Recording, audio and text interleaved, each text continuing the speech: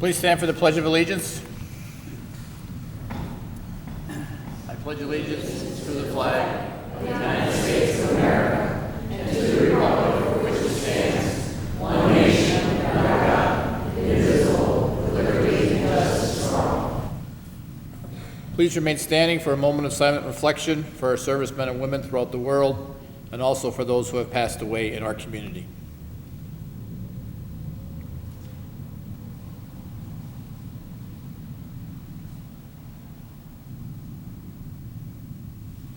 Thank you.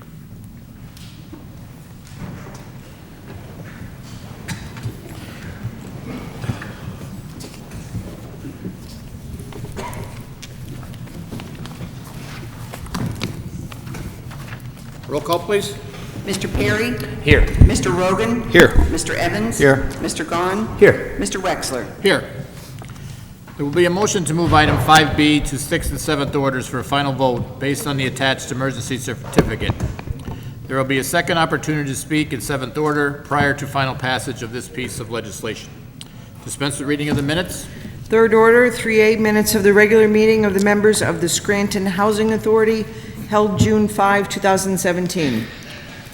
Are there any comments?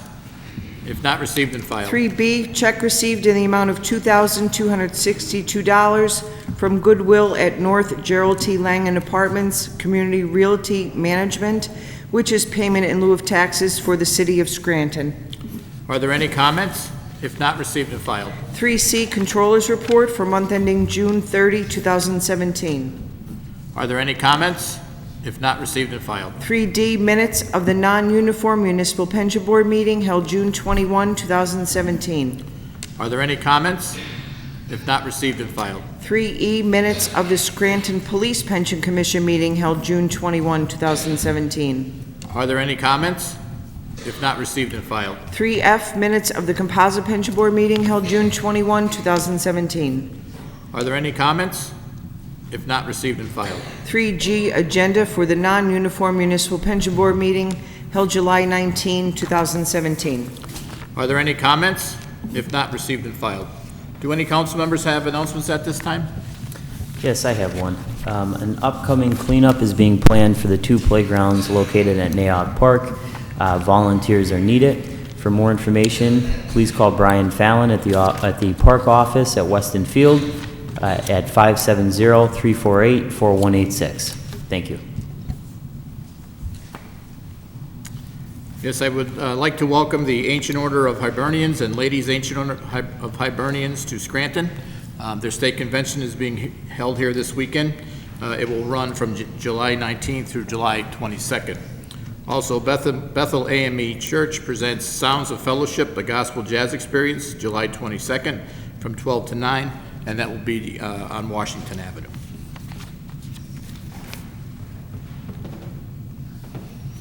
Fourth order, citizens' participation. Faye Franis.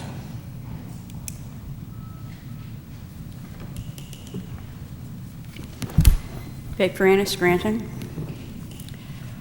I'd like to start out by asking if you would consider making a motion to suspend all of the legal work for the city from Ned Abrahamson and his law firm, considering I believe there's a conflict of interest, considering the fact that he's suing Councilman Gahn. I don't think it's appropriate that he has any more dealings as long as this is going on. And even otherwise, as far as the sewer deal goes too, there's so many questions there. I just don't think he should be allowed to do any. I would hope you would take it into consideration and make a motion. It should be done. Now, I have to wonder, a couple weeks ago and many times you've asked the Attorney General to come in to investigate the sewer deal. You're talking out of both sides of your mouths other than Mr. Gahn. Last week, you had the nerve to vote for an ordinance for Mayor Courtwright to spend more money from the sewer sale, which you know may be illegal. I even mentioned that last week. That may be illegal. The sewer authority is not dissolved. And by law, July 27, 2012, Governor Corbett said, no money should be spent from any authority into city government expenses. None. So there's another legality. But you went ahead and voted to approve it. So no, you know what? You're as guilty as he is. And somebody should sue you, except for Mr. Gahn, for doing the same thing he did, breaking the state law and breaking the city code.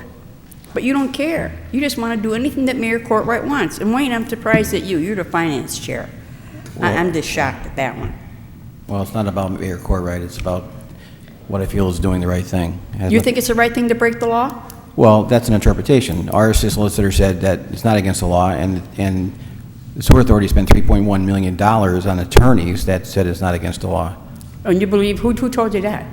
They did. They spent $3.1 million. That's what the Sewer Authority spent. I know that. But I'm saying they spent it on loans and stuff for the city, the money they got from the sewer sale, which they're not supposed to do. First of all, it's not this. I just got finished saying it. I'm not going to repeat it. It possibly could be illegal. So Possibly. you want, well, we're going to see, aren't we? But in the meantime, you're enabling him. Now, another thing. Mayor Courtwright was kind enough to give me a return call. I must admit, though, he hasn't called Marie Schumacher back in over a year. So, I called because I wanted to know why he waived the lawyer-client privilege for Attorney Abrahamson to get the bills for the sewer sale, but yet he didn't do it for the parking authority sale.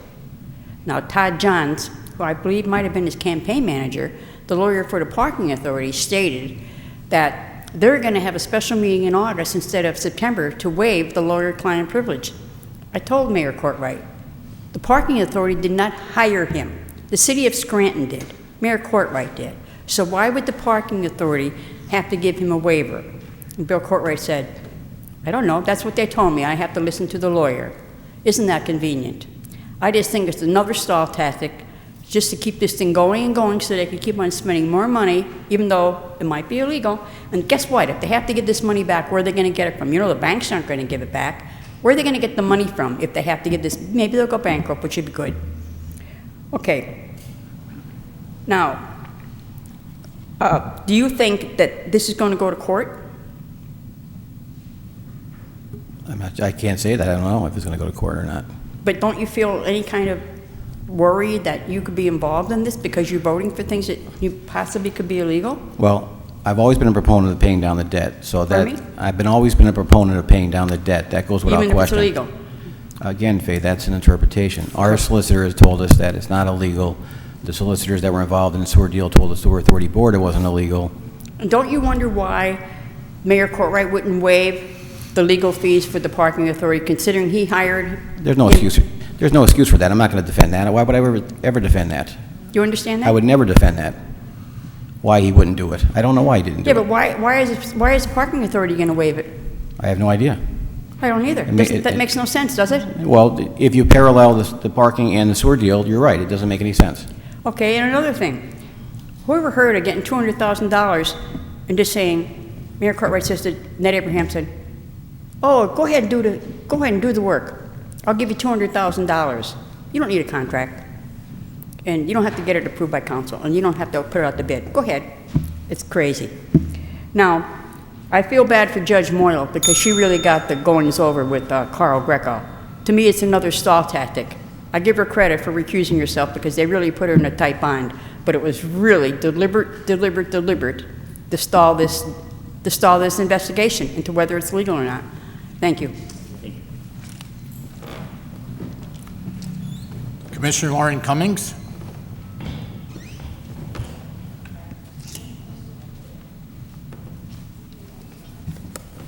Good evening, gentlemen. Lorene Cummings, Old Forge. I want to correct some misstatements which have been repeated on more than one occasion by one or more members of the Scranton City Council concerning remarks that I made which appeared recently in the Scranton Times. Specifically, the statement regarding my experience when purchasing my home at the age of 25.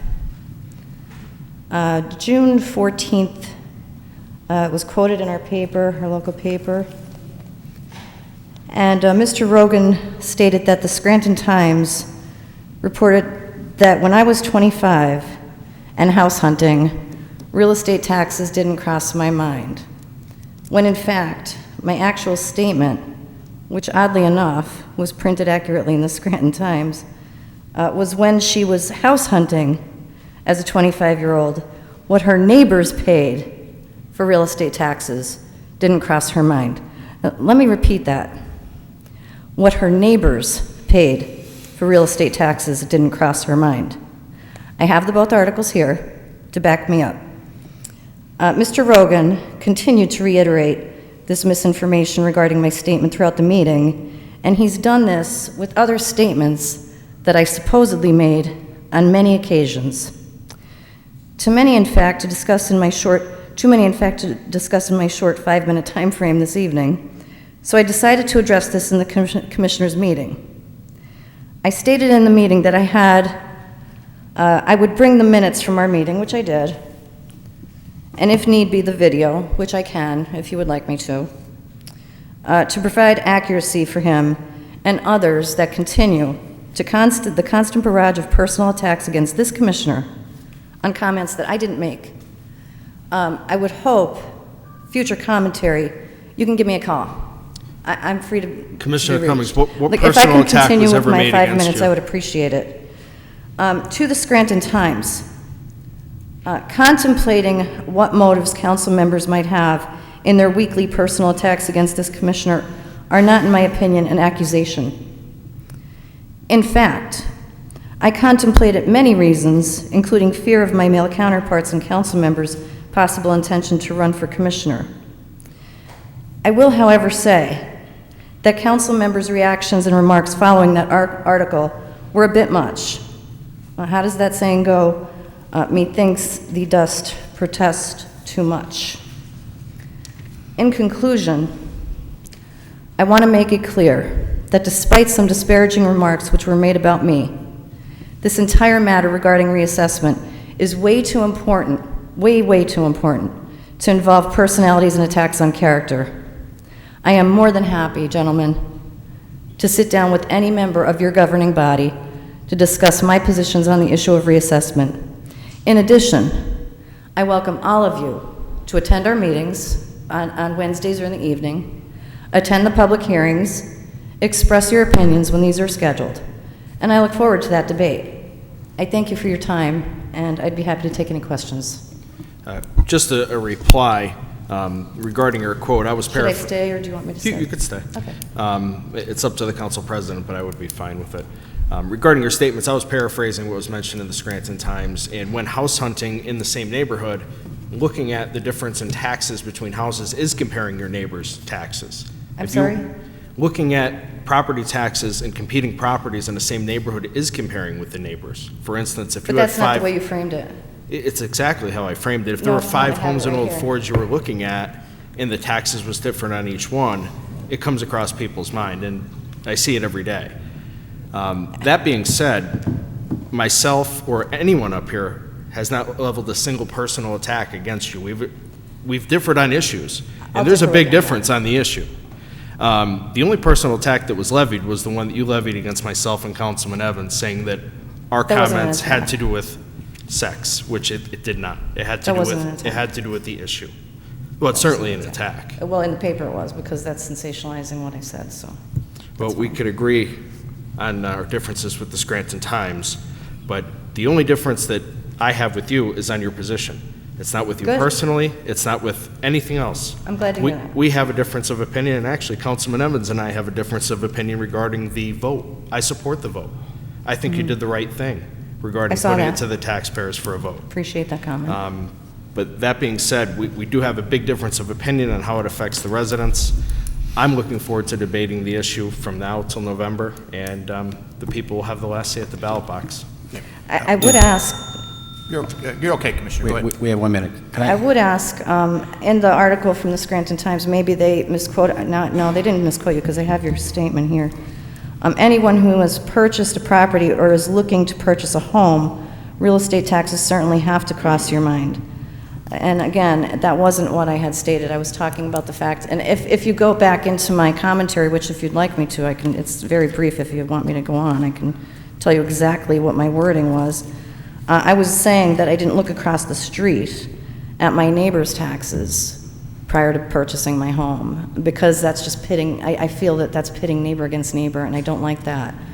I think there's a better solution, and I think you're in agreement with that as well for House Bill 76 from my reading on your background. So there is another issue that we do agree on, but I would hope that in the future that this can end the Scranton Times debacle between the council and myself, because I really think it's very important for us to be able to have a conversation and get along without having any kind of disparaging remarks. And I make this promise to you that as long as I'm not having phone calls at 9 o'clock at night after your meetings telling me about all these commentary that you're making, I won't be back again to address it either. So I hope that we can have that camaraderie between us and nix this so that it would be done. Thank you. Thank you for coming, Commissioner. And actually, we do look forward to being part of the debate to get the information out there so Yeah. the citizenry can make the right decision at the ballot box come November. And I look thanks- forward to it. thanks Thank again. you. Thank Have a good evening. Bob Bolas?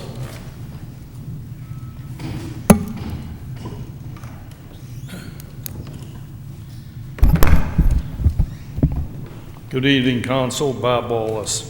I will say one thing. I think it was very disrespectful to the commissioner to have that bell ringing while she was given the courtesy of speaking here. We know as speakers, we have to play that game.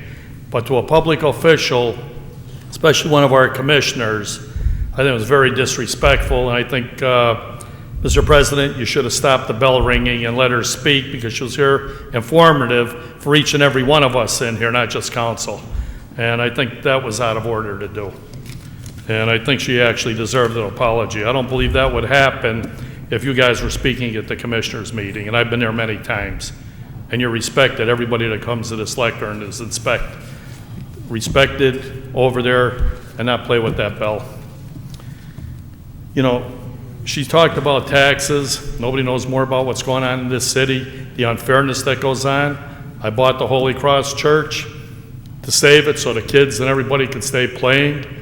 Yet nobody in here fought or raised an issue why I got assessed at $500,000 on a church that was only worth $1 to the city and $2 to a judge who was buying the hall and had a deed executed. I paid $35,000 to preserve our culture. Yet nobody stood up and said a thing about it. Yet nobody said thanks for letting the kids play free at my expense. And that's what this is all about. So is there a fairness in what we do in this county? Hell no.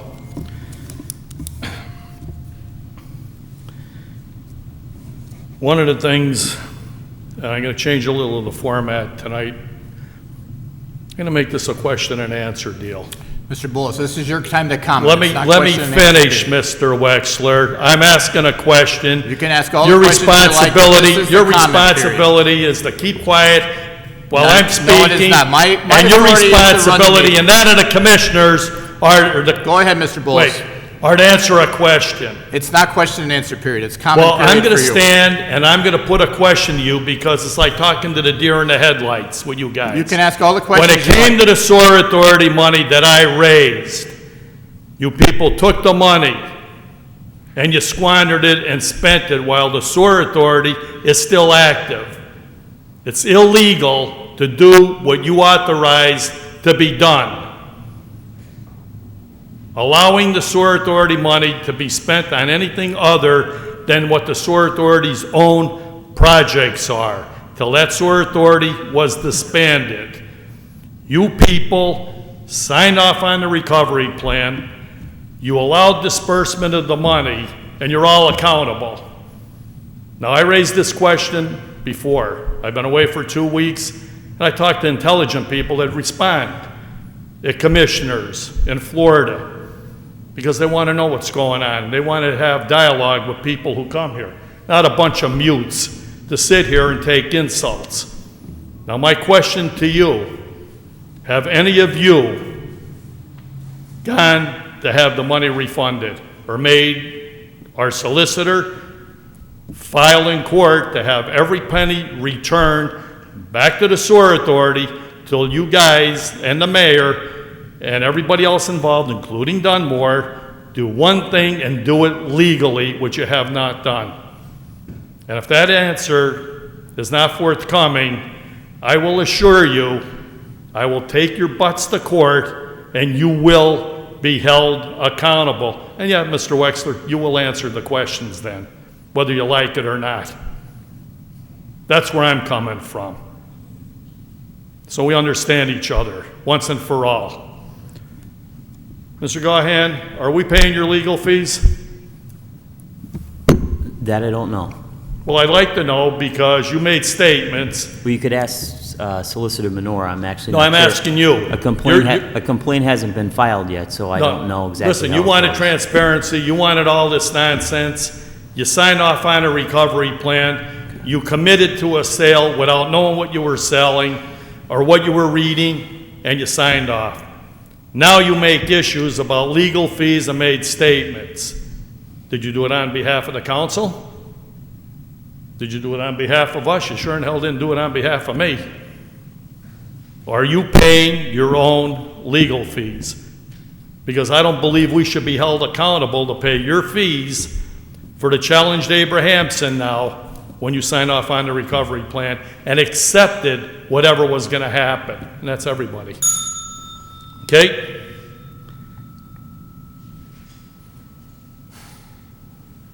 When the mayor had his argument, when he had his hearing, you're the only one that spoke. Everybody else stood silent. Yet you didn't go up and ask questions. You didn't try and get answers. That's not how you run a government. That's not how you take care of the citizens. You need, and everyone else need to be held accountable. You will return the money. You will be held accountable because you screwed up. You didn't seek the proper legal advice you should have done before you signed one single document allowing it to happen. The sewer authority did an illegal, and guess what? The multi-million-dollar lawyers that took all the money, they broke the law. They allowed something to happen that they knew or should have known was illegal to do until that sewer authority was disbanded. And accountability is going right across the board. So unless you could give me an answer, Mr. Wexler, tonight, whether or not you intend to pursue recapture of the money, I need a simple yes or no. Thank you, Mr. Bullis. That's not what I asked you for. Thank you, Mr. Bullis. Your time is up. Well, Mr. Wexler, one thing I am going to tell you here Mr. and Bullis, now, thank as you. a public record Mr. and as a Bullis. taxpayer in this city, you will be held accountable since you don't have what it takes to answer a citizen's question. Thank you, Mr. Don't Bullis. thank me today. You will thank me later on. John when Foley. you figure out how to come up with money Mr. Bullis. out of your pocket Mr. Bullis. and pay for your stupidity. Thank you, Mr. Bullis. John Foley?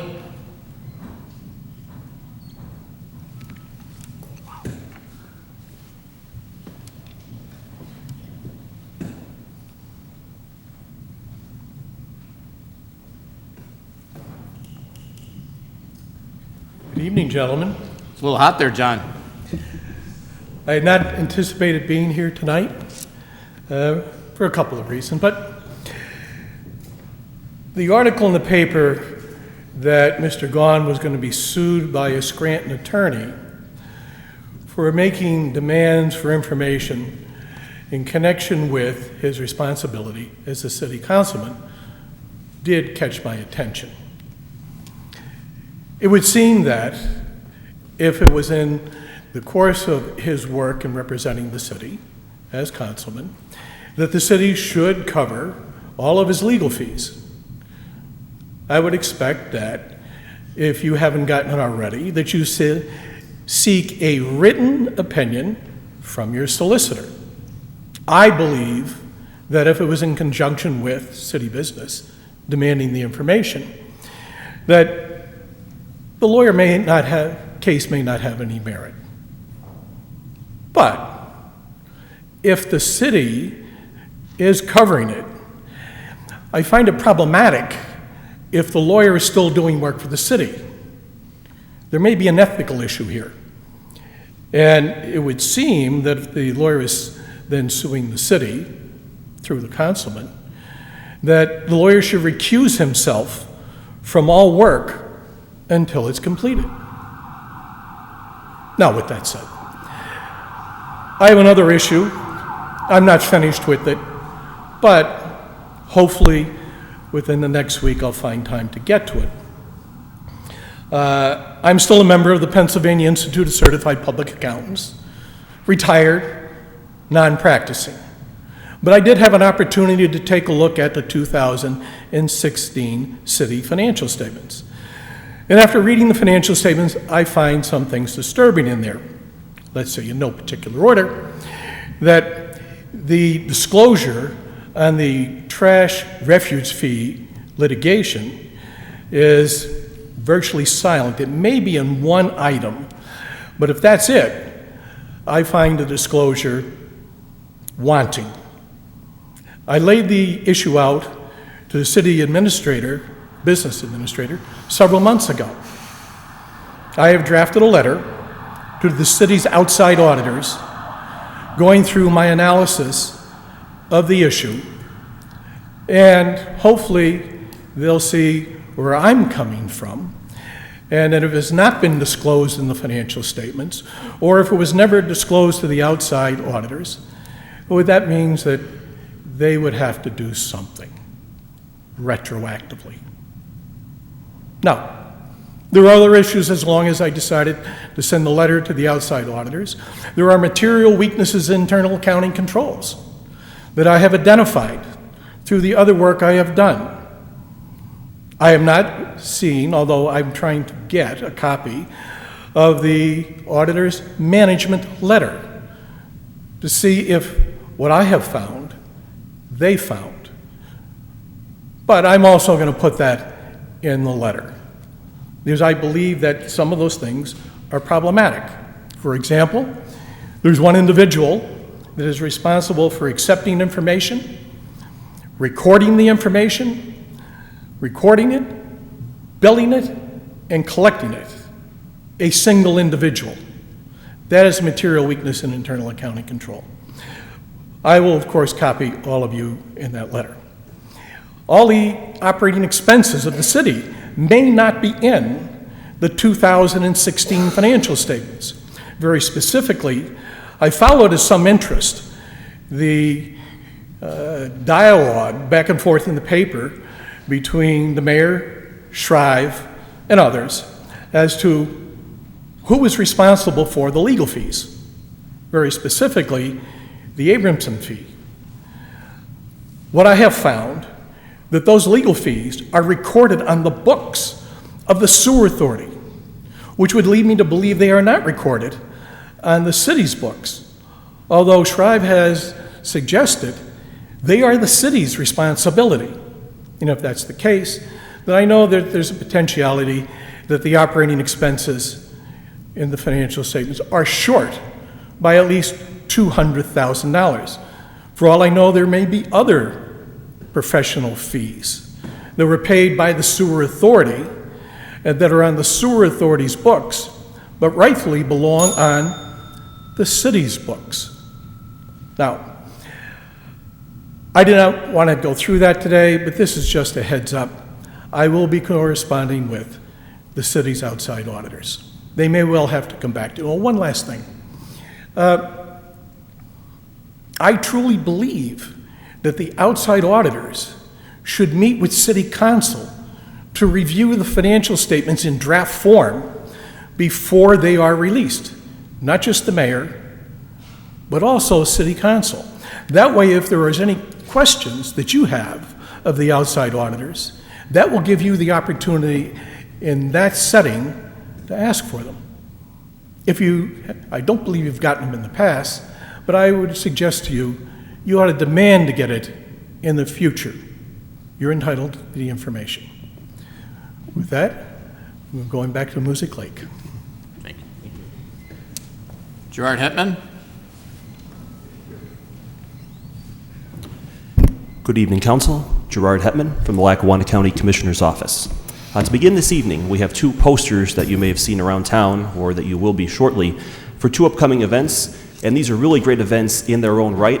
They could also lead, hopefully, to some bigger and better things in the years ahead. The first is for the revived Northeast Pennsylvania Air Show at the Wilkes-Barre-Scranton International Airport. That's Saturday and Sunday, August 12th and 13th. And if you're a fan of military aviation, as I am, you'll see there's some really neat acts on here. The demo teams for the F-18 Hornet, and the F-22 Raptor, and the Army Golden Knights parachute team. So please come out. It's a great event, looks like, 2 days, and there's lots of neat static displays and other performing acts that aren't listed on the poster.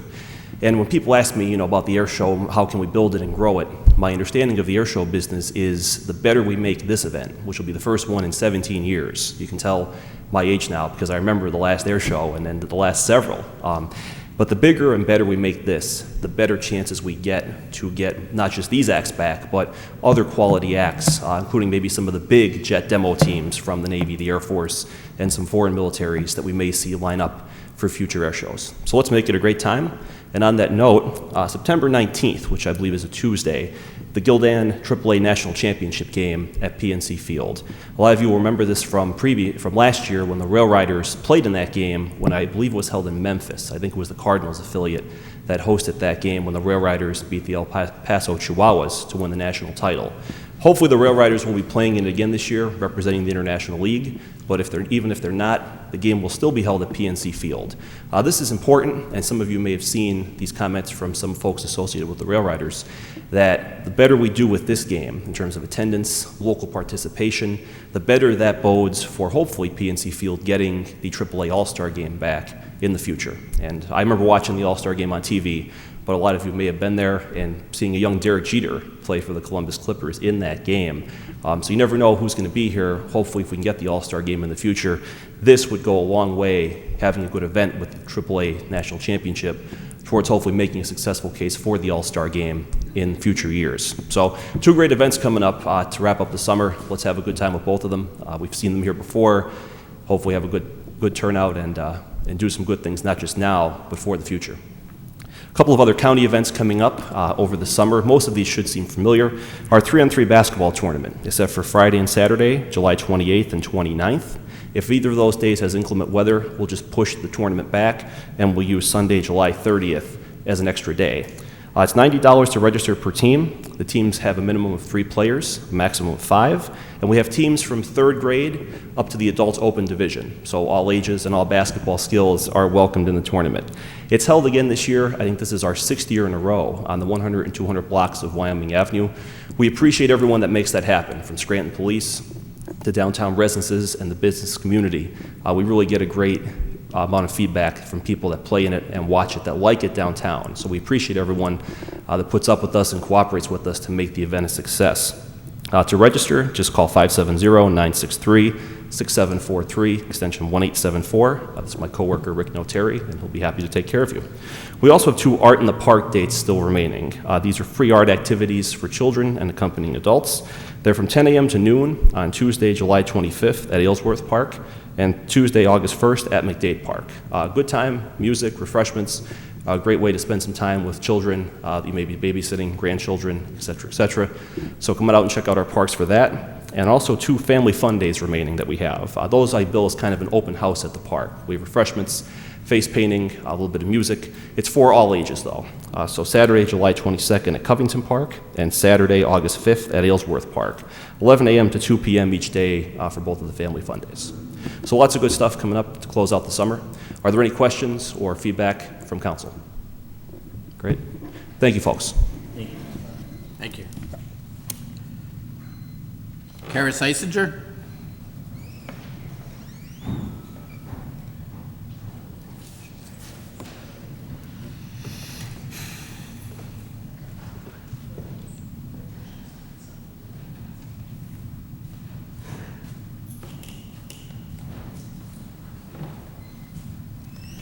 Good evening, Council. Kara Seitzinger, City of Scranton resident.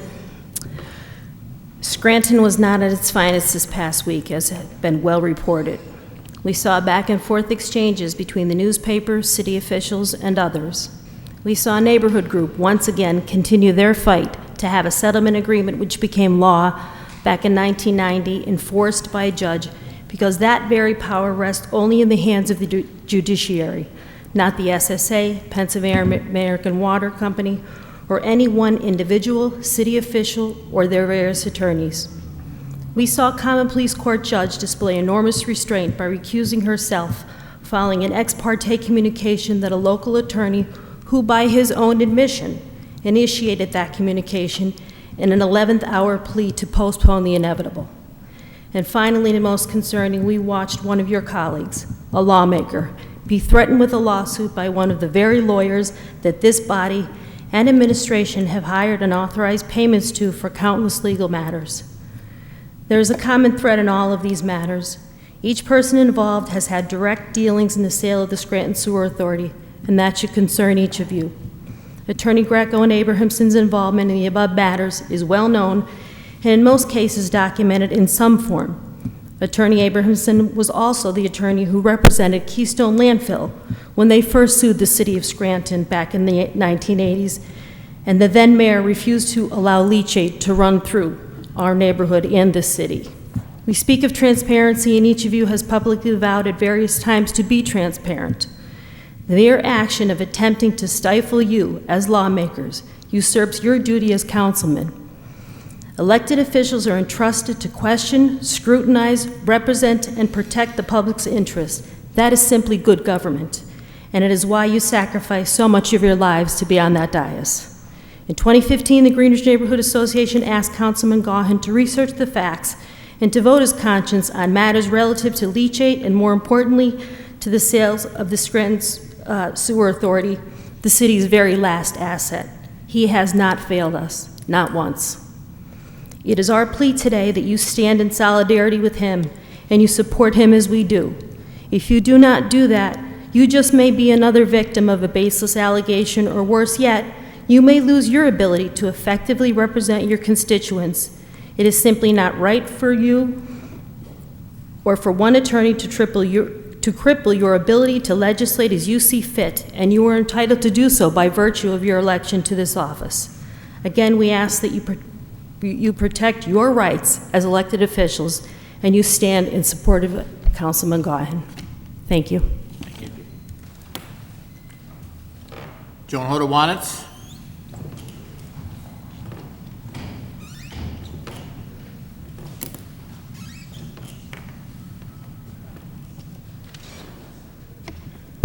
Joan Hodawanitz, city resident and taxpayer. Smile, gentlemen. One more week to recess.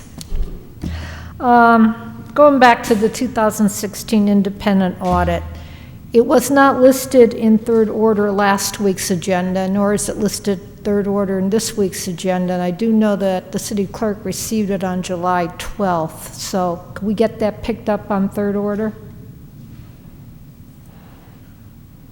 The listing of reports received? Yeah, I'm not sure that It's been on prior years. the audit. It goes in on reports received. I don't think it has been, but. Okay. It's also not on the city's website. I would like to see that posted. And I remind you that you have to put out your summary in the newspaper. But I agree with Mr. Foley. It's very disturbing that such an important annual document, which is an indicator both to governing officials and to the citizens of the financial health or lack thereof of the city, is downplayed. Okay? This is something that should be discussed, that people should look forward to seeing getting released, should be able to ask questions. I am still waiting for the business administrator to answer my questions on the 2015 report, which I hand-carried a letter to his office on March 18th, 2016. Now, is that any way to treat a taxpayer? Okay, what are they afraid of, a little old lady like me? The mayor won't give me an appointment. The only time he's ever answered a question is at a town hall meeting. I've been trying for over a year to see him. The business administrator won't answer my questions on the 2015 audit. Is it worth my while to send him a list of questions on the 2016 audit? I don't think so. But, moving on. Have we heard anything from the Attorney General's office about your request to have them look into the sewer sale transaction? No, I'm going to follow up with him next week. He asked me to give him a few weeks. A few weeks are up. I think it's been about 3 weeks since I last spoke to him. How Not to the about, Attorney General, but a representative. how about rebidding the RFP for the third-party administrator for the pension funds? We were informed tonight that that is going to start again. Okay. How about the Knowles insurance list? Nothing from them. Okay. Again, you know, I mean, what is our money? Monopoly money? Yeah. I believe there was a memo, and I didn't read it at length. I believe there was a memo that came through from Mr. Bolzoni regarding the insurance list. Okay, well. I'll report on it under motions. Yeah. Going back to the audit, I saw in the June Controller's report that Rainey and Rainey was paid $7,817.50 in the month of June. My question is, this is the third year that we have used them to help prepare for the annual audit. When is the business administrator's office going to take off the training wheels? If they haven't learned how to prepare for an audit in 3 years, you think they're going to learn in the 4th year? How long are we going to extend that contract?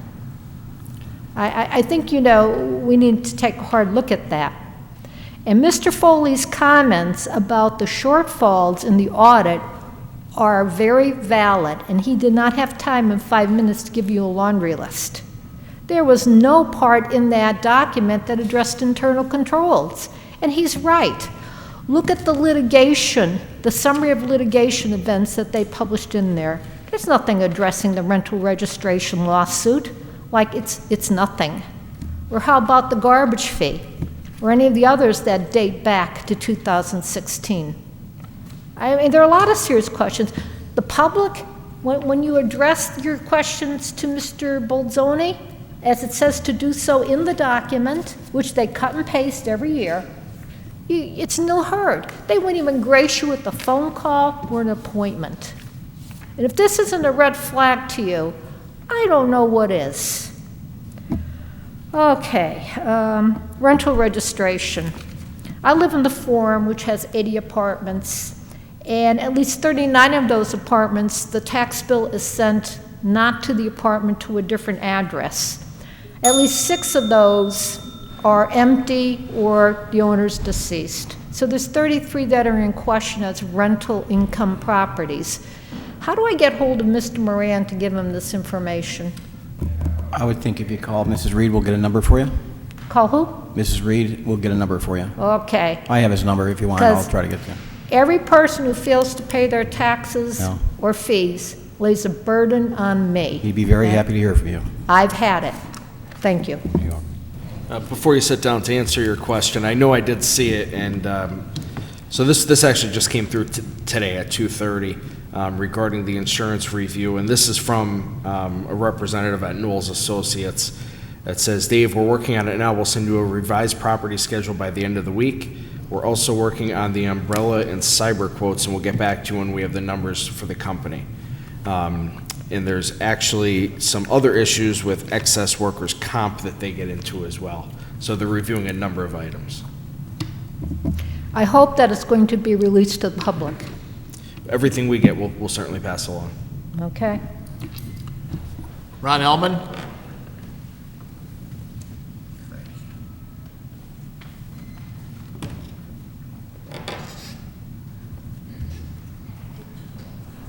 Hello, Council. Relax, there's no anti-council rhetoric tonight. But I would like to talk about this outrageous obscenity. This is nothing but pre-election propaganda at the taxpayers' expense, and anyone can see through it. This is disgusting. It got year after year, we don't get one till election time.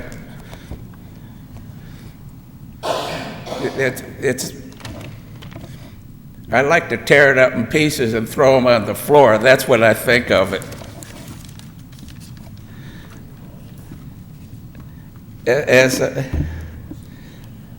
As I've said a couple times in here, I'm a deplorable dyslexic, I guess. And I get up here sometimes and I get so infuriated at what's going on in this city with no leadership that my notes they're backwards and sideways and upside down and inside out. It takes me a couple seconds to look there and get my little pea brain going for what I want to say. So when I hesitate, I hope y'all will give me a little latitude. In fact, right now, I think I have a dyslexic attack coming on. Just thinking of Hermoso and Bozzoni, give me one. Thinking of you guys giving Lackawanna College, that gives me one. But that's in the past. I don't dwell that much on it. But yesterday, reading in the paper about some double-dealing, hypocritical ambulance chaser wanting to sue our councilman, that's just going too far. I'd like to know where he thinks he could find a jury that would listen to him. He's trying to turn facts and truths around to suit himself. He's using that as an excuse for verbal contracts for a multi-million-dollar deal.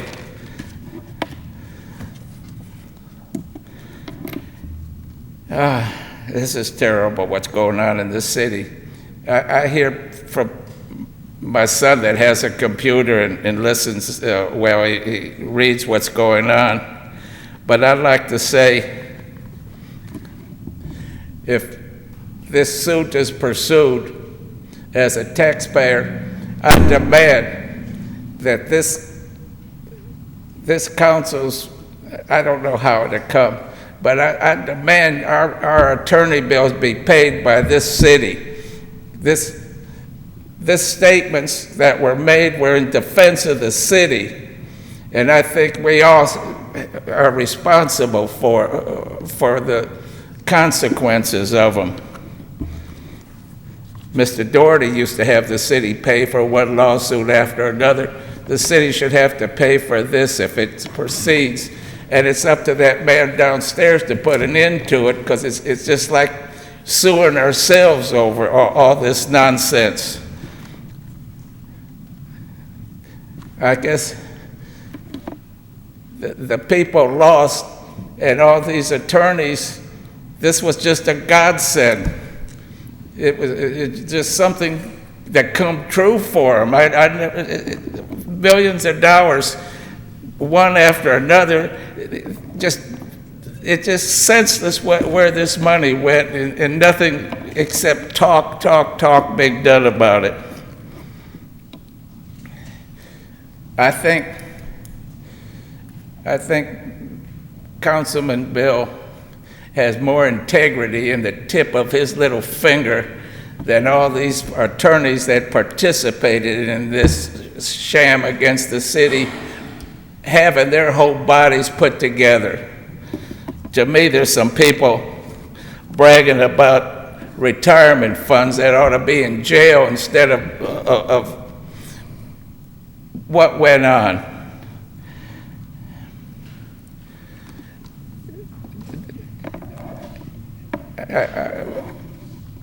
I've talked to, like I said, professional people say you don't have verbal contracts except maybe when you go to Judge Judy or something about an apartment. $1 million deal and excuses for all the problems that are involved in it is because of verbal contracts. Thank you for allowing me my few minutes up here. Thank you, Mr. Ullman. I certainly hope, I know some of you that support the mayor, but I certainly hope we have a new mayor, whoever runs it, and a new administration instead of these two hacks that have collusion with Lackawanna College. Thank you, Mr. Thank Ullman. you. Lenny Cerebro?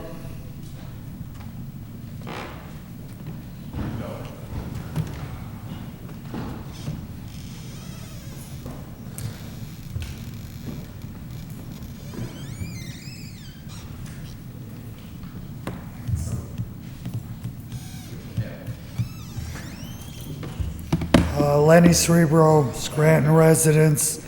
I'd like to give Mr. Perry a picture. If you would pass it down. That's the storm that hit the neighborhood at 5 o'clock tonight. Yeah, so what Mr. Cerebro, a picture, I'll explain what I'm looking at. It's just where his property runs back, and it has that big low-lying area. There's a drainage, 36-inch drainage pipe that obviously we're all well aware of, and it's almost at the top of it. And that was installed by a former resident of that area as a last-ditch effort to drain the water. As you can see from this picture, it's not moving any water, and that's the issue that you're having. As That's a matter of fact, it's backing all the way pushing up. it back out. It's actually going the has- opposite way. I remember when we were on the scene. Because the creek fills that up. pitch has that. Okay, It's kind of I off credit. appreciate your help, Mr. Perry. You and Mr. Gahan just seem to me that you're the only people that are interested in the problem in the Kaiser Valley. I never hear any comments from anybody else. They never ask me any questions. So kudos to you two guys. Well, Now, thank you, but to be fair, we bounce ideas off each other, and, we do talk about this issue, Okay, even though this- they might not be as vocal. Okay, just like the last gentleman that was here, I call him, I wrote down on my notes, the hippie. That's the best I could. But I'm the same as him. I'm the exact same. I have so many things to say and so many thoughts, and I get confused and I don't know where the heck I'm at. And also, I'll tell you what, after tonight's storm at 5 o'clock, the whole neighborhood is flooded. On this camera is really about 10 pictures of the manholes coming up.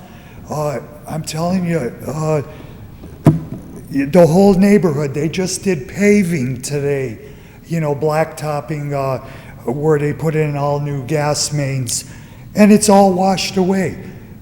The people from the construction company, I was speaking to the supervisor or one of the managers, whatever, he was riding around. He couldn't believe the flooding problem just washed all of their pavement, their blacktopping, away. They have to do it all again tomorrow. The point is this was a 20-minute storm. Can you imagine what I go through when it's a 1 or 2 day rain? It's unbelievable. Mr. Mayor, if you're watching, if you want to be reelected, I'm telling you, you got a huge neighborhood of people. By the grace of God, please help us. It's unbelievable what's there. Mr. Bolus, I'm telling you, I'm as angry as him, but I don't show it. I don't understand who's in charge of right now with them paving and ripping up the roads, about roughly saying 15 square blocks. Why aren't they doing something with the storm drains right now while they have the roads ripped up and doing all this construction, and then they gotta pave it after they're done? But then again, it seems like the right process for the city is to pave and then rip up the roads a couple of months later and do some other kind of project. So right now, it just seems so smart to try to do something with these storm drains. I'm telling you, they were all like gushers, just tonight. I should have been home pumping out my garage and my cellar again, like all the neighbors are doing right now. I'm telling you, I rode around the neighborhoods, and everybody can't believe that all of this construction is washed away. Roads are all ripped apart, and this is just a 20-minute storm. Why can't something be done? All of this, somebody looks into it, and then it's all gone. What did we come up with, Mr. Perry, for flushing the rest of that drain? Anything? No, our letter was sent out that Friday, and I haven't got a response back.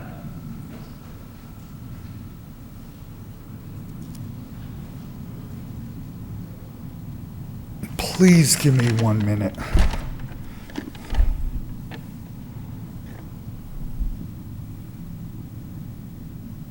See, I'm just like the hippie. So when they're all done, what roads, I would like to know what roads will be paved and when. See, the construction company, I see they're almost done, who are putting in all the gas mains, and they're just about done and leaving there. Now, I wonder when they're gonna be back or if another contractor is gonna be paving the roads. I can't seem to get any solid answers from all these supervisors and workers that are there. You know, it's all up in the air. I'm sure somebody gotta be able to know when the roads are gonna be paved, and if they're gonna be paved, or if they're gonna be left like all this patching that they've done. Thanks for your time. Andrea Skill?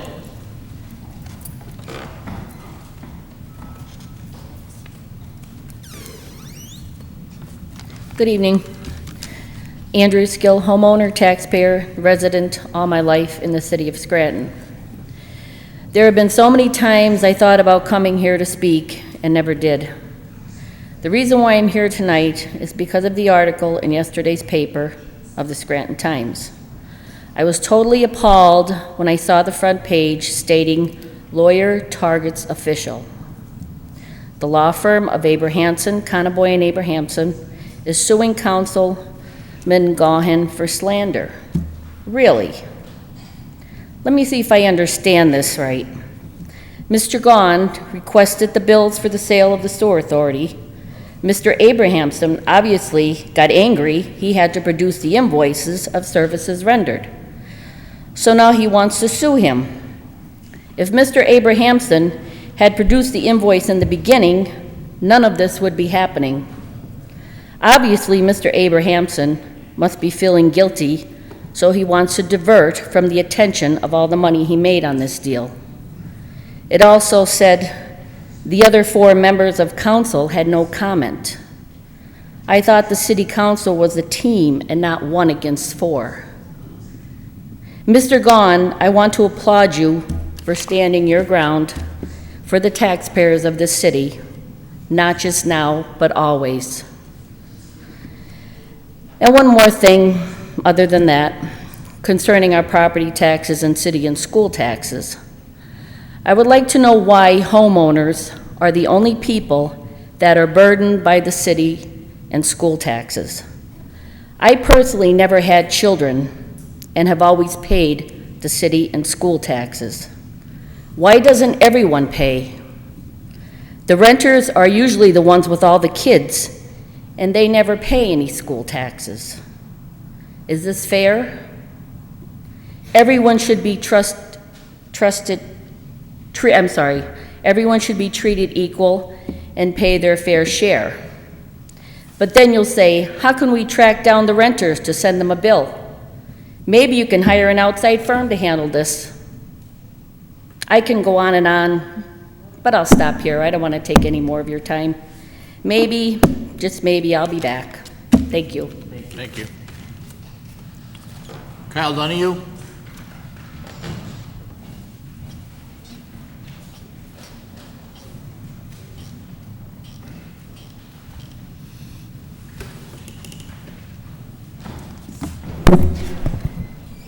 Good evening, council members. Kyle Donahue, candidate for city council. Ned Abrahamson's attempt to silence Bill Gaughan in this council with the threat of a frivolous lawsuit is mind-boggling. This is an attack by the Courtright Administration and Mr. Abrahamson against this body's legislative function of checks and balances. The concept of checks and balances is the cornerstone of our democracy. It is council's job to question the actions of the legislative branch. Tonight, I'm here to call on Mayor Courtright to urge Mr. Abrahamson to drop this outrageous lawsuit and to encourage the administration to turn over all of the information that is being requested by council members immediately, specifically the $12 million that the authority spent on federally mandated projects. After 7 months, the citizens of Scranton deserve to see how these funds were allocated. Provide the invoices. Thank you. Thank you. Bree Schumacher?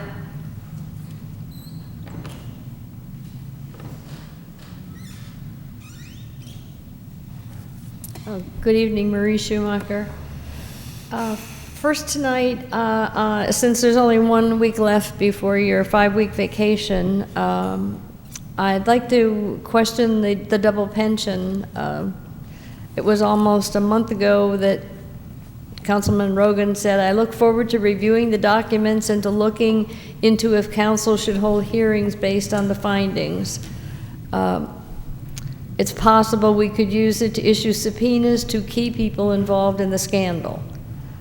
When is that? Are we going to get a report on that? We still haven't received the documents yet. I know Attorney Menor has been going back. Who's following up on them? Yeah. Attorney Menor has been going back and forth with the state police regarding the agreement to release the documents to us, but none of us have seen them yet.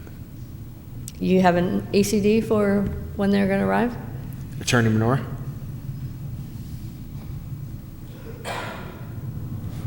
We, myself and counsel for the Pennsylvania State Police agreed to, he agreed to allow us to review the investigative reports, subject to, you know, the but when, PREA yeah, law. And he then told me he would be unavailable to prepare an order for the court to sign for several weeks, and that upon his return to the office, he would begin that work, and he and I would review it before submitting it to the court for a signature. So we don't have a court order yet. That's what's holding it up. Thank you, and for eating up most of my time. Okay, 400 block of Clay.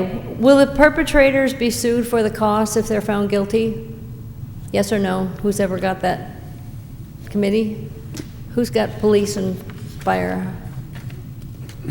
Okay. I'm not sure, but I'll get an answer for you by next week. Thank you. Now, the exit plan. I would like to ask, because it's very important. Last week I asked Mr. Evans a question that is the first non-compliance with one of some approximately 65 recommendations of PEL in the exit plan. I would seriously like next week for you people to start early or take an extra hour, read through every one of those recommendations, and then tell we, the people, which ones you're going to ignore and which ones you're going to pursue. Because that's what we got to judge that on. And I don't think it looks very hopeful for most of them. Or does it look helpful for our taxes? Because if that's what accomplishing those recommendations are based on or how they're going to affect the budget, and if you're not going to stick to them and enforce them, then the whole budget process is gone, and it is we the people who are once again going to be able to reach in our pocketbooks and start paying again. And I think we deserve to know, before you go on your break, which of those recommendations you as individual council people are going to support. So please consider that. It wouldn't take very long to read through them and just do like you do in seventh order. Bing, bing, bing. I'll bring a scorecard and pin it on my wall. I think that is extremely, extremely important. Now, next, the paving. My little buddy and I went for a walk yesterday down a different street, another that was paved last year, and it's totally marked up. And not only is it totally marked up, but we were also walking on that same street last year or the year before when they were digging up, making a patch. I think it was PAWC. And they took out a beautiful piece of concrete and slapped, and I mean slapped, some macadamia. And I said, wait a minute, you guys are replacing, oh, we'll be back to fix it. Not only have they not been back, I mean, it's not my property, but if the owner's happy with it, but to take out cement that somebody has paid for and then replace it with bumpy old, just not even rolled sidewalk. It's terrible. And I noticed that, I believe it was this week or very soon, that the contract, the bids are due in on this year's.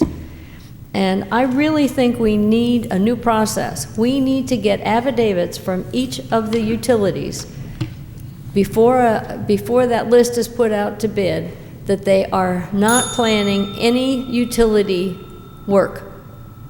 I would really like somebody to take, and I'll only take a minute on this, last year's list of the streets that were paved, ask DPW to go out and see which of them have been dug up or are marked for being dug up, because I think it's a pretty high percentage, and I don't want to see that happen again.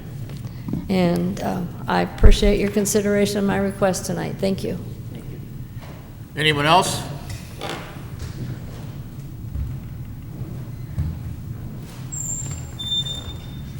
Good evening, Council. Dave Dobson, resident, taxpayer. On our lawsuit announced yesterday, I would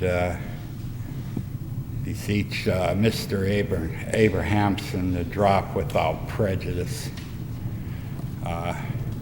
He's the one that failed to come up with the records for how long, and things get a little shrill, sometimes mostly from the audience, but also from council, but sometimes that's the only way people hear you, so please stop harassing our local watchdogs. I just thought I'd bring this up tonight. There hasn't been any Saturday or Sunday excursions outside of the rail yard at Steamtown, and I wouldn't bother with the park service so much as I would talk to the administrator, the head administrator. The employees aren't at liberty to discuss park business with the public. So last year we received an announcement on how much it generated, economic activity and so forth, and this year there hasn't been one excursion out of the Steamtown yard. And of course, once again, they're a tax exempt entity, so I do love Steamtown myself, but you know, tax exempts are increasing, which brings me back to my one of my weekly comments. They're increasing. It's time we get to court.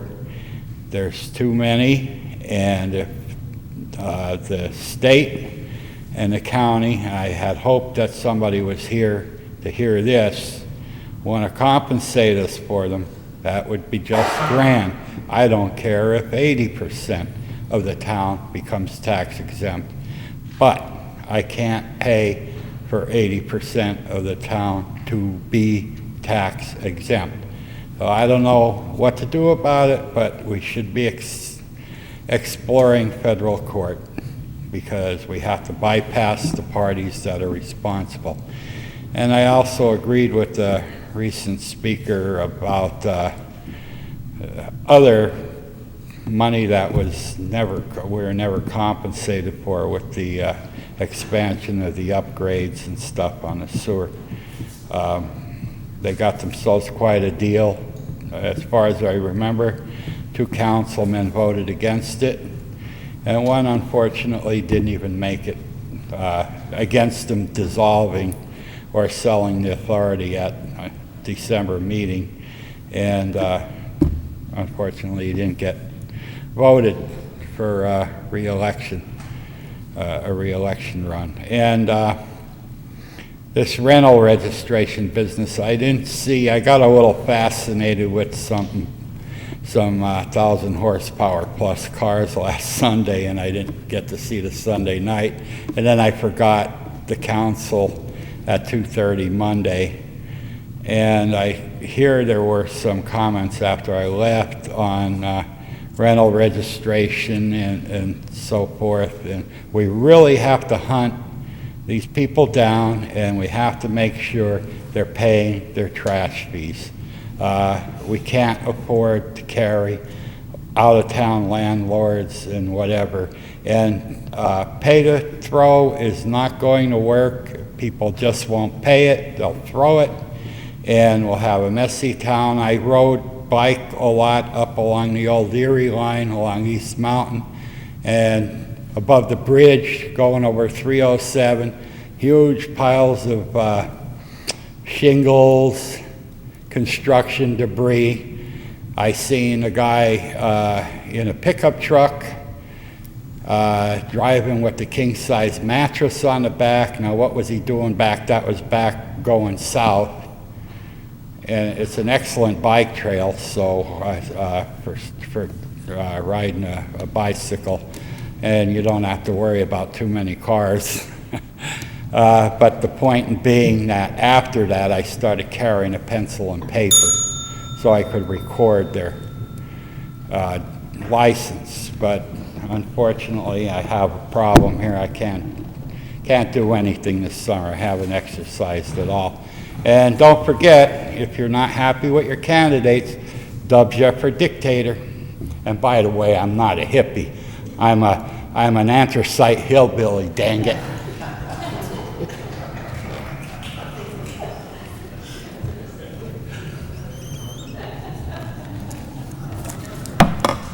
Good evening, Council, and my name is Norma Jeffries, and I like to say recently that I'm a longtime resident, a native Scrantonian, and I'm a taxpayer as well. And I want to begin tonight by thanking Council for the opportunity to renew and to refresh my mind on the city government process. It has been a long time since I had my civic classes in high school. So over the past few months that I've been attending council meetings, I have heard some good things and I've heard some not so good things. Not only from council members, but also from those citizens who take their time to investigate what concerns them and to bring it here and to voice their concerns. So I thank them as well for their time that they put into the issues that they're concerned with. If we were all on the same page with the various issues, how boring would life be? But as we listen to each other, we have to again remember that we should respect each other's point of view. So now for my concern. As I was here a few months ago, and I gave my spreadsheet on those street signs, I have not seen any activity at all on the street signs. I know that it was turned down by the mayor, and if the mayor is listening tonight, or if one of his staff members hears my plea, maybe I need to make a call to the mayor of Scranton. But recently the company, and I think Mr. Evans, you gave the presentation on this small city media and the kiosks that they want to put downtown, and it seems great. I did look it up on the internet, and I did look into it, and it looks like it's going to be a great idea. How many smartphones do we have? I think we all have a smartphone in our purse or in our pocket. But what good is these kiosks if the people can't get there? If when they get ready to look at the street signs. So the other day I pulled over with my smartphone on one of the streets that don't have a sign up, and I thought, what does it say when I go in to look on my smartphone? Fortunately, it does say what street it is, even though it's not posted. So, like I said, I just think that the kiosks are a great idea, but I just have confidence that you and the panel are going to do what needs to be done just to refresh the city. When you pass Blakely and Greenridge Street, and they did all that activity up there, and they put up new street signs, and I thought, they don't have to be that big, but they could put a sign up for us. And like I was saying, it wasn't just me, it's new people coming to town, it's, the university, I'm sure, there's a lot of students that live up that way, and I'm sure that they too would like to see street signs, and Mr. Gahn, you as well, know that the neighborhood association has been begging for that. So I come tonight because this time next week I'm going to be on vacation. So I thought, if I'm going to do anything, I better get up there and say it tonight. And hoping that by the time we return in the fall, that there'll be some kind of activity going on with the street signs, and I know that you're going on vacation as well, so I wish you a great vacation as I'm planning mine to have. So thank you. Thank you. Anyone else? Fifth order, 5A motions. Mr. Perry? Yes, thank you. I have a couple things here to catch up on. We are still going back and forth our correspondence between the city, Director Gallagher, and PennDOT regarding the crosswalk that we would like installed on Bernie Avenue in the Manuka section. Right now, we're at the stages of getting with PennDOT to coordinate a detour and a traffic pattern. The city is not equipped to handle such detouring for such a busy street, and we want to coordinate the efforts with PennDOT while the paving's being done. We can get this done in one shot. It's obviously not the first crosswalk that was ever going to be installed, so there has to be something in place on how we divert traffic and make it safe for the residents while this is getting done. So again, that's still something that's going forward, and Director Gallagher's confident that something will be worked out and we'll get this taken care of. Lori, also, if we could, we made a request to Chief Graziano probably about 2 months ago for a speed indicator that is located on Pittston Avenue to be moved to Birdie Avenue. And if we do that in lieu of the crosswalk until then, that might help lower some of the speeding that's being taken care of. I know the issue with the speed indicator on Pittston Avenue was it was there to collect data. And he said it was a 30-day data collecting process. I don't know if they got enough data. I don't know if they wanted to extend it for a reason, but if we can just do a follow-up with that and see if we can get that back on schedule to have that moved to the other part of the city, that would be greatly appreciated. I'll also give the mayor's office a call on a follow-up on the request for proposal for those street signs. I remember when we talked about this maybe 2 months ago, maybe even a little bit longer ago. The response I got from Mayor Courtwright was it was something too big for DPW to take by themselves, and he wanted to put a RFP out on street signs. I wasn't given a time frame. I'll see if I can hold him down to a time frame when he plans on putting that RFP together and when he plans on putting that out. And maybe if we do that, that'll help us push this along a little bit. I was born and raised in Manuka, and which is really close to Southside and actually part of Southside, and I'll take Prospect all the way down looking for River Street, and every street sign is worse than the other, and I've been there for 42 years, so it's definitely understandable, and I think all of us share some of that frustration. And as you brought up that phone app, which is good for pedestrians, but the last thing we want to do is see someone driving through the street looking at their phone, what street am I on? So that's obviously not a viable option as far as safety goes, but we'll see if we can get this moving along for us all. Was there anything else I had? Ms. Schumacher, I'll follow up on that and see if we can get an answer for you next week. It shouldn't take, I don't want to give the opinion that the police will give, but I'll get the answer from person who has it and pass that on to you. And then I just want to touch on something that came up about Councilman Gahan in the paper about that slander issue. That, my friends, is a slippery slope. If we allow something like this to take place, what does that do to the core of our democracy? Now, I'm not a lawyer. I don't know if there was slander, which, correct me if I'm wrong, means that there was damages incurred. I don't know. But if he wants to go through with this, that would be something for a judge to decide and to be hashed out in courts. But, if it's Mr. Gahan today, it's Mr. Rogan tomorrow, or it's not the correct way to handle things. You cannot, and again, this is my opinion, I'm not speaking for the body, I'm speaking for myself, Tim Perry. that this is not how we want to handle things. If there's an issue, then we need to bring it into a more personal level, but, you know, to put this on a sitting councilman is not the right way to go. I mean, Councilman Gahan and I don't see eye to eye in every issue. I believe you said if we did, it would be boring. There's that saying that goes, most of us agree with half the things each other do. And if you agree with 70%, then you should vote for me. If you agree with 10 out of 10, then you should have your head examined. You know, we're never going to agree on everything together. But he does sit up here and he does put his heart and soul into the work. And that needs to be respected. And you know, I just don't think that was the right tack to take by Mr. Abrahamson. But again, that's his choice to make, and you know, we'll see where this goes. But that's all I have today. Thank you, Mr. Perry. Mr. Rogan? Yes, a couple brief items. First, regarding the 2016 audit, although we haven't had a chance to review the audit in detail at this point, I do want to note that the audit for first time in a long time was on time, and regarding setting budgets, the city needs to have an audit to do a budget. And that's where the city went off track for a number of years, having audits that came out after budgets were even written. So having a chance to review the previous year's audit before writing the next year's budget is certainly something that will be helpful in the budgetary process.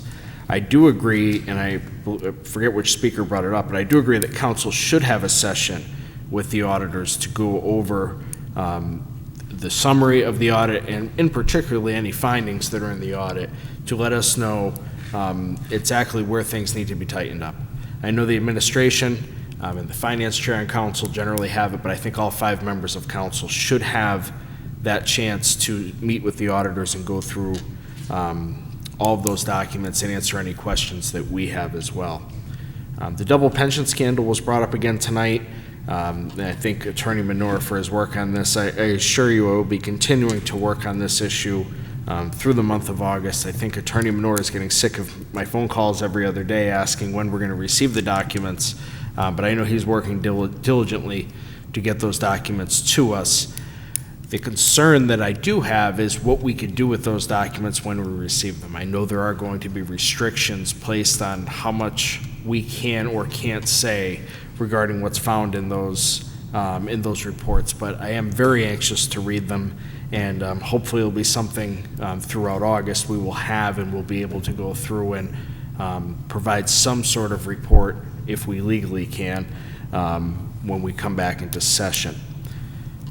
One of the speakers brought up on taxes, particularly school property taxes, and this is one issue that I hear all the time from a lot of times senior citizens who haven't had a child in the school system in decades, or people who never married or never had children, that they're paying very high school taxes and they're not receiving anything from it. And they often say, well, my neighbor rents, they don't pay property taxes, they have 6 children, and they're not paying and I'm paying for them. And that's something I hear every day throughout the city. And as everyone knows, your school taxes are the highest portion of your tax bill. They always have been. And unfortunately, with the financial situation the school district's in, it looks like as the city's finances are improving, the school district's finances are unfortunately deteriorating. But there is something that can be done, and this is on the state level. And I'm glad this was brought up because I haven't brought it up in a number of months. There is a Senate Bill 76 which would eliminate school property taxes in the entire state of Pennsylvania and replace them with an increased income tax and increased sales tax on non-essential items. So for instance, your food, your clothing, all those items would still remain completely tax-free in the state of Pennsylvania. But luxury items that aren't necessities, people would be paying taxes. The beauty of this law, what I really love about it, is it takes the burden off of senior citizens, it takes the burden off of homeowners, but anyone who's going out and making purchases of non-essential items will then be paying school taxes, where under the current system, that's not the case. So I would encourage everyone to contact their state representatives and state senators and ask them to support Senate Bill 76 and some sort of tax relief from the state budget. Finally, reassessment was brought up again, and I've spoken at length about this issue for numerous weeks. I do want to reiterate one point, though, and this is what really bothers me the most about our current system. Even if, in a perfect world, if school property taxes are done away with, as I suggested, you still have a city tax for purposes of reassessment. More importantly, you still have a county tax. And the county tax is really where I think the reassessment is unfair to the city of Scranton. Not having a reassessment is unfair to the city of Scranton. There's been tremendous development outside of the city in the last 40 years since the last assessment. And that's not being taken account for. It needs to be balanced out. And the other issue that really bothers me about the current system is individuals who have the means, who have the money, who have the connections, the attorneys, they're lining up down at the county courthouse to appeal their taxes. Where the average person who's lived in their home for 10, 20, 30, 40 years in the city, they don't have an attorney. They can't afford an attorney, and they don't know how to file the appeal to have their taxes possibly reduced, their assessment. That is one of the things that really does bother me about the current system, and I do know the commissioners proposed, and I think it was rescinded, increasing the fees to appeal your taxes. And that's something I certainly oppose. I am pleased that the voters of Lackawanna County and Scranton will have the final say regarding a reassessment. I think there might be some court challenges whether that does go on the ballot or not, but at this point it does look like the voters will have the last say, and whether we agree or disagree, the majority is going to rule, and that's how it should be. So that is all I have for tonight. Thank you. Thank you, Mr. Rogan. Mr. Evans? Thank you. First of all, I'm sorry that the clock ran out on Commissioner Cummings. I had several comments and questions for her, so I hope to continue that conversation, and if my schedule permits, I may even show up at the next Commissioners meeting. With that said, back to the sewer transaction. Since the mayor is in a giving mode this week, as far as giving out information on the sewer-related transaction, so I'd like to make another attempt at getting that documentation. Again, I have been repeating myself, but quite frankly, I'm starting to feel like every single day is like Groundhog Day, as it relates to the post-closing issues of the sewer authority transaction. On June 22nd, the mayor held his town hall meeting. On June 29th, I asked that a letter be sent to clarify the mayor's statement and a statement printed on the PowerPoint presentation. That statement was simply that the money spent during the contract period was for mandated work at the sewer authority and that all of the work was fully documented. At that time, I thought finally, after asking that question for nearly 6 months, we were going to have the answers we were looking for. After all, there it was, up on a big screen for everybody to see, and the mayor repeating the statement. All of the mandated work was fully documented. Well, here we are, 4 weeks after the town hall meeting, nearly 7 months after the close of the transaction, and still no documentation. And I feel like we are nowhere.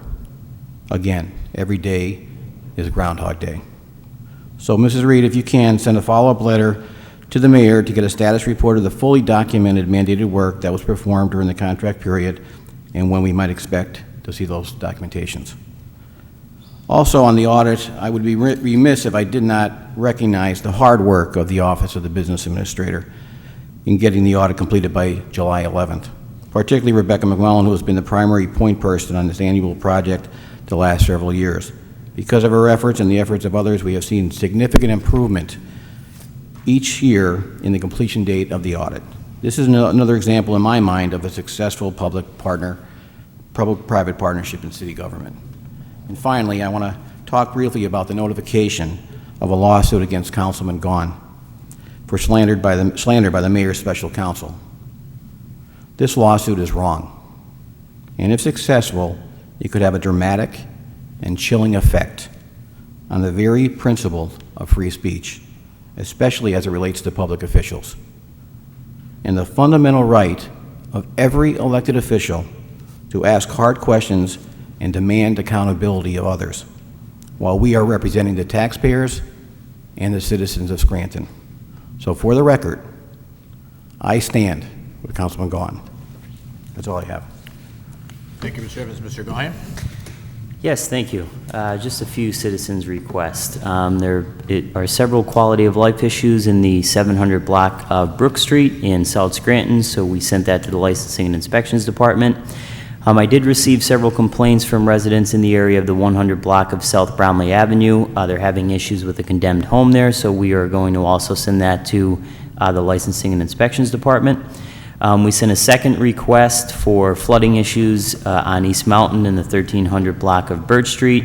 We are still researching the signage for parks, detailing rules and regulations. This request came from the East Mountain Neighborhood Association meeting that Councilman Wexler and I attended. Mrs. Reed and I have been trying to correct a problem on, along 3rd Avenue with a fence that is very dangerous.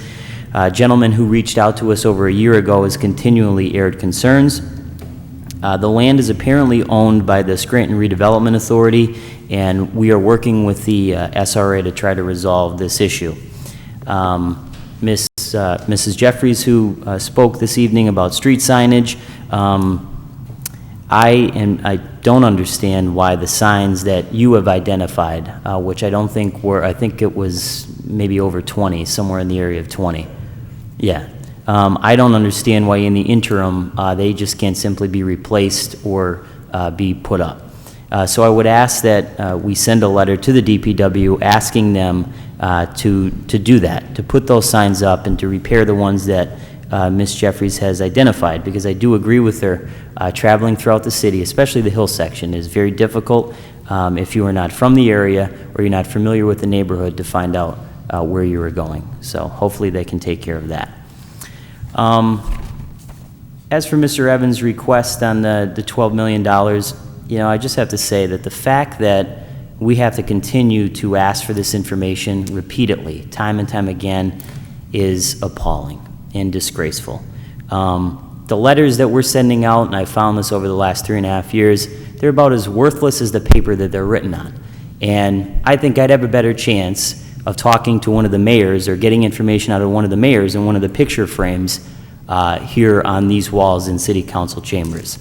And I don't take that lightly at all. In regards to the notice of the potential lawsuit that may be filed against me for slander by Ned Abrahamson, I just want to reiterate my belief that this lawsuit is not only frivolous, but is clearly an attempt to bully me and to put a muzzle on me so that I stop asking questions. This is not going to work. And I want to thank Councilman Perry and Councilman Evans for standing with me tonight. This lawsuit will not deter me from demanding transparency for the taxpayers of this city. And quite frankly, I believe it would be a dereliction of duty if I did not question everything that comes before me as a city councilman. I am simply doing the job that I was elected by the people of this city to do. This potential lawsuit is not only an attack on my ability to speak freely at council meetings, question and scrutinize things, but it is an attack on every elected official throughout Lackawanna County who may dare question those in government or in a position of power and influence. You know, the ironic thing about this potential lawsuit is that it cost Mr. Abrahamson, who, by the way, has been detailed that he made $400,000 as special counsel to the city, it cost him nothing to file this lawsuit, but it may cost the taxpayers of Scranton a lot more money. I'm glad that Mr. Abrahamson's invoices have finally been released for work performed on the sewer sale, but I find it extremely unfortunate and concerning that Mayor Courtright and the Sewer Authority disregarded my requests and my colleagues' requests for this information for months. I'm still reviewing the invoices, but I anticipate I'll have further questions. One of the questions I have based on my initial review is, when was the document detailing work performed on the sewer sale by Mr. Abrahamson, who submitted it to the Scranton Times, generated? So I would like to know when that document was exactly generated. The date on the document says July 17th. Was this work being documented as it was performed or after the fact?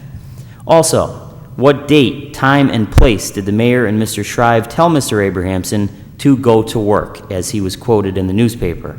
And when was he officially hired by the mayor and Mr. Shrive as special counsel? I continue to believe that this is bad government, to have someone make $400,000 without an actual contract detailing what work would be performed. And finally, lawsuit or no lawsuit, I will continue to stand my ground, and I will not back down. Thank you. Thank you, Mr. Garland.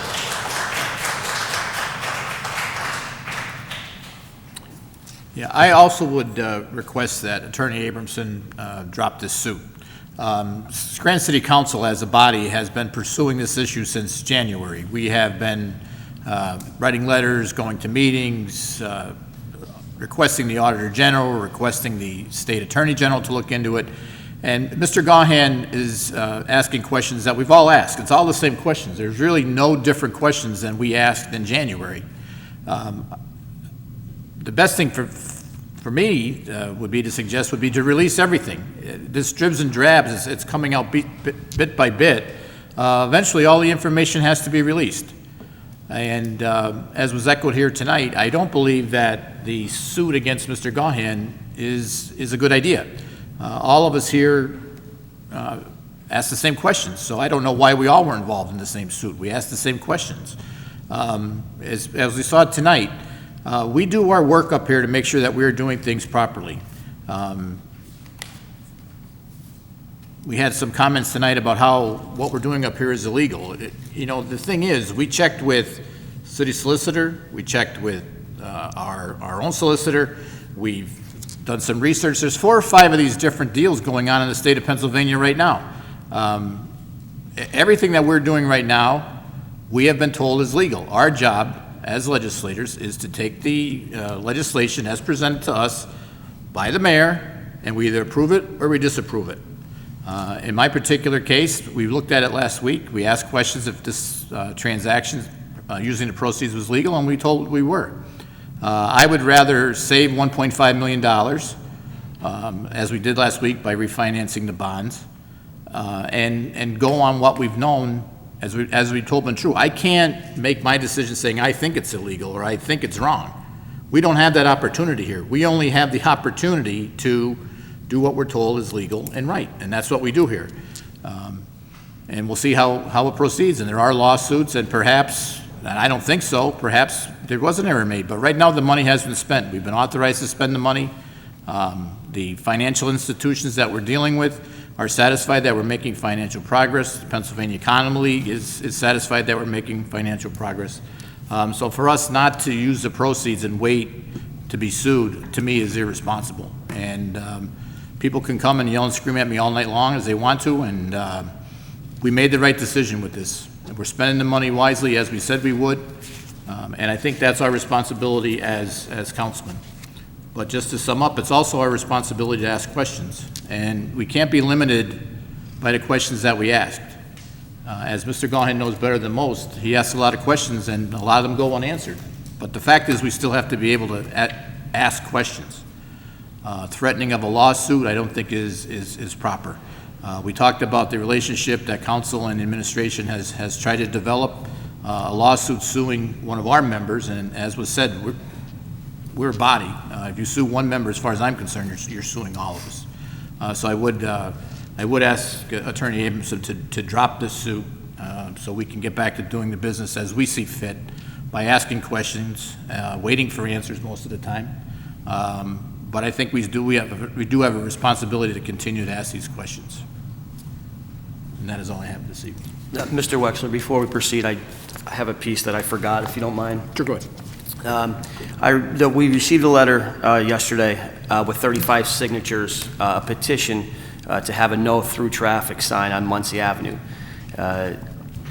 The crux of the issue is that there's, as written here, many vehicles traveling north on Greenridge Street use Muncie Ave to avoid the traffic light at Sanderson's Ave. Many vehicles traveling east Greenridge Street use Muncie Ave to avoid the traffic light at Capouse Ave. Many of the drivers in these vehicles drive at unsafe speeds. And this is at the 1500 block of Muncie Ave. If we could have this submitted to the police department and the engineering department for a feasibility study, just to see if this is something that can actually be done. The street's narrow, and when we have traffic trying to bypass Greenridge, there's legally cars allowed to park on both sides of the street, and even with legal parking, trucks in large size aren't able to make the swing. And that's just becoming a problem over there. So if we could submit this on behalf of the 35 signatures, to just take a look at this and see if we can get a resolution with a no through traffic. That's all I have. Thank you for letting me make that addition. 5B, for introduction, an ordinance granting deed of easements and rights of way over parcels of property owned by the city of Scranton, as noted below in connection with the Scranton Sewer Authority's sewer stormwater collection system access and maintenance easement. Emergency certificate attached. At this time, I'll entertain a motion that item 5B be introduced into its proper committee. So moved. Second. On the question, all those in favor of introduction signify by saying aye. Aye. Opposed? The ayes have it, so moved. 5C, for introduction, a resolution authorizing the mayor and other appropriate city officials to execute and enter into the Sixth Amendment to the Federal Aid Bridge Project Agreement number as noted between the Commonwealth of Pennsylvania and the City of Scranton for the purpose of increasing construction funding and updating standard federal provisions of the Rockwell Avenue Bridge Project. At this time, I'll entertain a motion that item 5C be introduced into its proper committee. So moved. Second. On the question, all those in favor of introduction signify by saying aye. Aye. Opposed? The ayes have it, so moved. 5D, for introduction, a resolution amending resolution number 133, 2017, entitled authorizing the mayor and other appropriate city officials to execute and enter into a contract with PMA Management Corporation for City of Scranton self-insured workers' compensation and heart and lung claims third-party administration for a period of 3 years from April 1, 2017 through March 31, 2020, to include Exhibit C to the contract. At this time, I'll entertain a motion that item 5D be introduced into its proper committee. So moved. Second. On the question, all those in favor of introduction signify by saying aye. Aye. Opposed? The ayes have it, so moved. I make a motion to suspend the rules to move item 5B to 6th and 7th orders to be considered for final passage based on the attached emergency certificate. Second. On the question, all those in favor signify by saying aye. Aye. Opposed? The ayes have it, so moved. Sixth order, 6A, reading by title, file of the council number 111, 2017, an ordinance adopting and implementing the Act 47 exit plan for the city of Scranton pursuant to the Financially Distressed Municipalities Act, and authorizing the mayor of the city of Scranton to issue an order directing the implementation of the Act 47 exit plan, which will become effective upon adoption, attached hereto as Exhibit A, in accordance with the provisions of 53 PA CSA Section 11701.245, the Municipalities Financial Recovery Act. You've heard, you've heard reading by title of item 6A. What is your pleasure? I move that item 6A pass reading by title. Second. On the question, all those in favor signify by saying aye. Aye. Opposed? The ayes have it, so moved. 6B, formerly 5B, reading by title, file of the council number 112, 2017, an ordinance granting deed of easements and rights of way over parcels of property owned by the city of Scranton, as noted below in connection with the Scranton Sewer Authority's sewer stormwater collection system access and maintenance easement. Emergency certificate attached. You've heard reading by title of item 6B. What is your pleasure? I move that item 6B pass reading by title. Second. On the question, all those in favor signify by saying aye. Aye. Opposed? The ayes have it, so moved.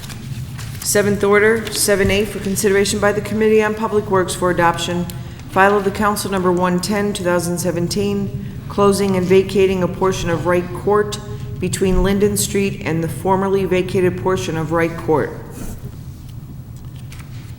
What is the recommendation of the chairperson for the Committee on Public Works? As chairperson for the Committee on Public Works, I recommend final passage of item 7A. Second. On the question, roll call, please. Yes. Mr. Grogan? Yes. Mr. Evans? Yes. Mr. Gahn? Yes. Mr. Wexler? Yes, I hereby declare item 7A legally and lawfully adopted. If anyone would like to address council on the emergency legislation, you may do so at this time. 7B, formerly 6B, for consideration by the Committee on Public Works for adoption, file of the Council number 112, 2017, granting deed of easements and rights of way over parcels of property owned by the City of Scranton, as noted below in connection with the Scranton Sewer Authority's sewer stormwater collection system access and maintenance easement. Emergency certificate attached. What is the recommendation of the chairperson for the Committee on Public Works? As chairperson for the Committee on Public Works, I recommend a final vote on item 7B. Second. On the question? Yes, on the question, I'll be voting no on this. I know it's probably routine, but I don't feel comfortable with this coming down with an emergency certificate. I feel that, you know, I don't see the emergency, and I would have preferred if it had come down earlier for adoption. Thank you. Roll call, please. Mr. Perry? Yes. Mr. Rogan? Yes. Mr. Evans? Yes. Mr. Gahn? No. Mr. Wexler? Yes, I hereby declare item 7B legally and lawfully adopted. If there's no further business, I'll entertain a motion to adjourn. Motion to adjourn. Meeting is adjourned.